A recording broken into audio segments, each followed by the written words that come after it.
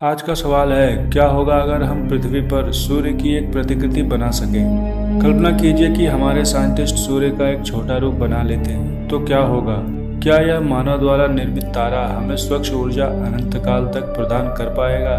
क्या इसके बाद भी हमें कोयला और परमाणु ऊर्जा संयंत्रों की आवश्यकता होगी जो आज हमें बिजली देते हैं। क्या मिनी सूर्य से ऊर्जा रॉकेट ईंधन की जगह ले सकती है और अगले स्तर तक अंतरिक्ष की खोज कर सकती है। और सबसे बड़ा सवाल ये है कि क्या हम उस मिनी सूरज को नियंत्रित कर पाएंगे। सूर्य एक विशाल परमाणु संलयन जनरेटर है।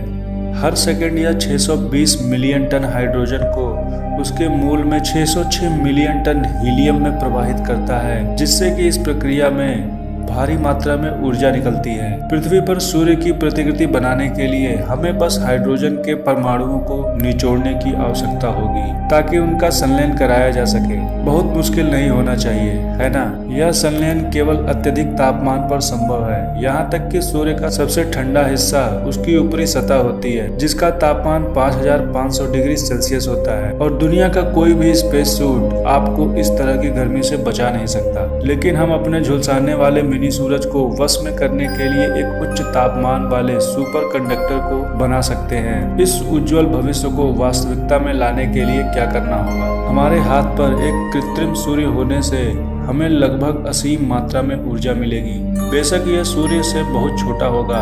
हमारी प्रतिकृति एक मशीन के अंदर 60 फुटबॉल के मैदान और 3 एफिल टावर के वजन के बराबर हो सकती है। इसे काम करने के लिए हमें 2 विशिष्ट हाइड्रोजन समस्थानिकों की आवश्यकता होगी। उनमें से एक, जिसे ड्यूटेरियम कहा जाता है, हम पानी से निकालेंगे। अन्य एक, ट्रिटियम, हम संलयन प्रक्रिया के दौरान लिथियम से रिएक्शन करेंगे। हम विशाल मैग्नेट की मदद से मिनी सूर्य को अपना चुंबकीय क्षेत्र प्रदान करेंगे। कम से कम वह 1000 गुना अधिक शक्तिशाली होना चाहिए। यह चुंबकीय क्षेत्र कृत्रिम सूर्य को बनाए रखेगा, जबकि हम इसे 150 मिलियन डिग्री सेल्सियस तक गर्म करेंगे। कुछ सामग्री हमारे सूर्य के झुलसाने वाले प्लाज्मा को संभाल सकती है। हमें इसके लिए एक मजबूत कंबल बनाना होगा जो इस झुलसा देने वाले संलयन के दौरान गले नहीं। एक बार जब हम सभी इंजीनियरिंग मुद्दों का लगा लेंगे तो कृत्रिम सूर्य हमारी ऊर्जा प्रणाली के काम करने के तरीकों को पूरी तरह बदल देगा। यह किसी भी ग्रीन हाउस गैसों का उत्सर्जन नहीं करेगा और 1000 साल में धीरे धीरे क्षय करने के लिए कोई खतरनाक रेडियोधर्मी मटेरियल नहीं छोड़ेगा। जीवाश्म ईंधन के विपरीत हम कभी भी हाइड्रोजन से बाहर नहीं निकलेंगे, क्योंकि यह ब्रह्मांड का सबसे आम तत्व है। हाइड्रोजन की उपस्थिति हर जगह होती है। ऊर्जा के इस स्वच्छ और सुरक्षित स्रोत के साथ हम जलवायु परिवर्तन के लिए ईंधन जोड़ना बंद कर देंगे और हो सकता है हमारे ग्रह को दूसरा मौका दे दें। हम अपने अंतरिक्ष यान के लिए फ्यूजन इंजन का निर्माण करेंगे और अंतरिक्ष की खोज के लिए तेजी से आगे बढ़ेंगे, जिसकी हमने कभी कल्पना की थी। हमारे प्लाज्मा को गर्म करने वाले प्लाज्मा के साथ हमें मंगल पर जाने के लिए सिर्फ 30 दिन लगेंगे।